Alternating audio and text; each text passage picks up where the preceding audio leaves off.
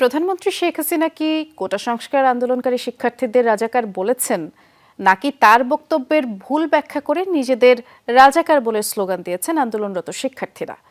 গণভবনের সংবাদ সম্মেলনে ছিলেন এমন দুজন জ্যেষ্ঠ সাংবাদিক বলছেন, বক্তব্যের ভুল ব্যাখ্যা করা হচ্ছে, আন্দোলনকারীদের রাজাকার বলেননি প্রধানমন্ত্রী।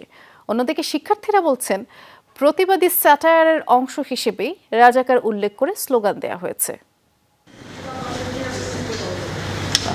চীন সফর নিয়ে গণভবনে ছিল প্রধানমন্ত্রী শেখ হাসিনার সংবাদ সম্মেলন। সেখানে উঠে আসে কোটা সংস্কার আন্দোলনের চলমান ইস্যু। প্রশ্ন করা হয় মুক্তিযোদ্ধা কোটা ও রাজাকার ইস্যুতেও।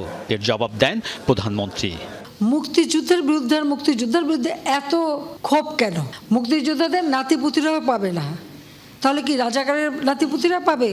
সংবাদ সম্মেলনে ছিলেন এমন দুজন জ্যেষ্ঠ সাংবাদিক বলছেন, প্রধানমন্ত্রীর বক্তব্যে কোথাও আন্দোলনকারীদের রাজাকার বলা হয়নি।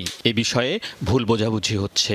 তিনি এইভাবে বলেন নাই যে যারা আন্দোলন করছে, যারা বিশ্ববিদ্যালয়ে পড়ছে, যারা দাবি জানাচ্ছে তারা রাজাকারের সন্তান, এটা তিনি কখনোই বলেন নাই এবং তার কথার মধ্যে কোনো প্রাসঙ্গিকভাবে এই প্রসঙ্গ আসে নাই। তিনি কাউকে ওই অর্থে আলাদা করে কেউ রাজাকার কেউ মুক্তিযোদ্ধা সেই দৃষ্টিভঙ্গি নিয়ে কথাটা বলেননি। কেউ তাদেরকে ডেলিভারেটলি উদ্দেশ্যমূলকভাবে বিভ্রান্ত করছে। প্রধানমন্ত্রী তো তাদেরকে রাজাকার বলে নাই। জ্যেষ্ঠ সাংবাদিকরা বলছেন, ভুল ব্যাখ্যায় কয়েক ঘন্টার মধ্যে পরিকল্পিতভাবে আন্দোলনকারীদের মাঠে নামিয়ে যে স্লোগান দেয়া হয়েছে তা লজ্জাজনক। প্রধানমন্ত্রীর কি বলেছে তা নিয়ে যদি আপনি এখন তুমি কে আমি কে রাজাকারের মতো স্লোগান দেয়, এটি ঢাকা বিশ্ববিদ্যালয়ের মতো একটি জায়গা যেটি বাংলাদেশের সকল প্রগতিশীল আন্দোলনের সূতিকাগার। আর সেই জায়গায় আমার তরুণ প্রজন্ম যদি স্লোগান দেয় তুমি কে আমি কে রাজাকার, এর চেয়ে দুঃখজনক আর কিছু হয় না। আমরা সবাই রাজাকার, এটার স্লোগান হতে পারে, একটা বিশ্ববিদ্যালয়ে পড়ুয়া ছেলে হতে পারে। হয় তারা বুঝতে পারেন না এক, অথবা তাদের কোনো ভিন্ন উদ্দেশ্য আছে। যাদের মাথায় এটা ঢুকিয়ে দেওয়া হচ্ছে যে রাজাকার শুধুমাত্র একটা শব্দ মাত্র, রাজাকার শুধুমাত্র একটা স্লোগান মাত্র, এটা আরেকটা বিপজ্জনক।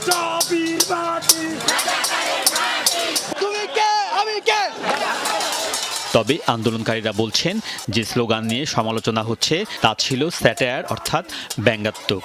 যখন আমাদেরকে পরোক্ষভাবে এটি বলা হয়, তখন যিনি বলেছেন সেটা যদি সমস্যা না হয় আমরা মেনে নিয়েছি, এটা কিভাবে সমস্যা হতে পারে?